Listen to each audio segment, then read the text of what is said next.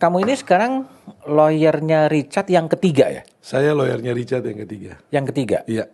Dan gimana proses Roni kemudian ditunjuk oleh Richard sebagai lawyer? Sebelumnya kan ada lawyer yang pertama, lawyer yang kedua gitu. Iya.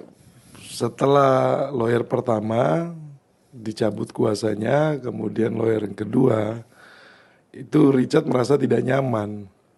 Lawyer pertama dicabut kenapa? Lawyer yang pertama dicabut karena memakai masih skenario yang Oh, awal. oke. Jadi akhirnya disampaikan bahwa Richard bilang saya mau mengatakan sebenar-benarnya ya. Itu kan waktu itu skenario awal itu juga kan Richard mengikuti skenario awal. Oke, itu lawyer itu disiapkan oleh Verdi Sambo yang pertama. Seperti itu Richard sampaikan seperti itu. Oke, Ya. kalau yang kedua? Yang kedua kemudian ada lawyer juga karena itu tengah malam kan mau BAP, kemudian nggak ada orang, kemudian kira-kira siapa yang bisa dampingi karena mengingat waktunya cepat, ini Richard yang sampaikan ya. Akhirnya ditunjuklah lawyer untuk dampingi. Tetapi pendampingan itu hanya cuma 1 hari. 1 hari. 1 hari aja, selebihnya tidak didampingi. Richard sampaikan ke saya, terus kemudian tidak nyaman. Kemudian keluarga juga melihat bahwa ini adalah hal yang serius, yang bukan hal yang main-main.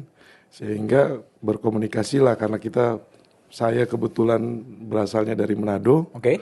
Kemudian saya dekat dengan keluarganya juga yang di Manado. Kita udah kenal duluan? Sudah. Jadi kebetulan tinggalnya di Paniki, itu dekat sama rumah keluarga saya, keluarga besar saya. Jadi kita berkomunikasi lah di situ. Kemudian disampaikan, ini ada pengacara Roni Talapesi, maminya Manado Kaunang. Karena saya dulu kan besarnya di Manado. Oke. SMA di Manado.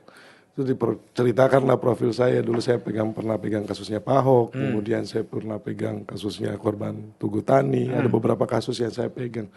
Akhirnya keluarga memang meminta untuk mendampingi Richard Eliezer, mengingat bahwa ancamannya ini kan ancaman hukuman mati, nggak bisa main-main kan.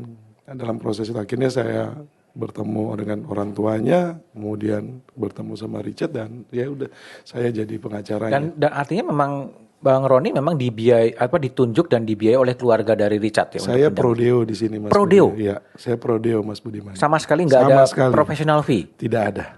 Loh, jadi Anda mondar-mandir ke mana? Ke pengadilan dan lain sebagainya betul-betul prodeo? Iya.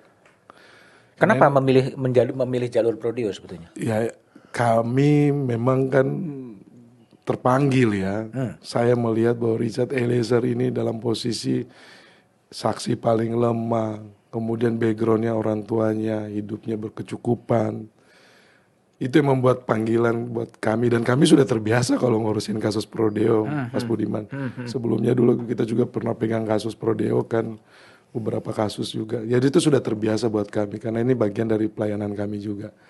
Saya dan teman-temannya. Jadi tidak ada masalah kalau prodeo. Gak ada masalah ya? Iya. Artinya rezeki bisa dicari di tempat yang lain kira-kira? Ya kita subsidi silang. Subsidi silang ya? Dari kasus yang profesional pasti ini. Dan itu selalu di kantor saya seperti itu, Mas Budiman. Kita selalu harus ada kasus yang prodeo. Kebetulan kasus ini menarik. Sampai sekarang suara Roni parau gitu ya? Iya, karena memang kan mengingat dari kemarin kan kurang istirahat sama kita bedah berkas, kita diskusi, kemudian bagaimana mengatur strategi. Kemudian kita harus komunikasi dengan beberapa media, kita harus layani juga beberapa media supaya semua informasi tersampaikan dalam rangka pembelaan ke klien saya kan.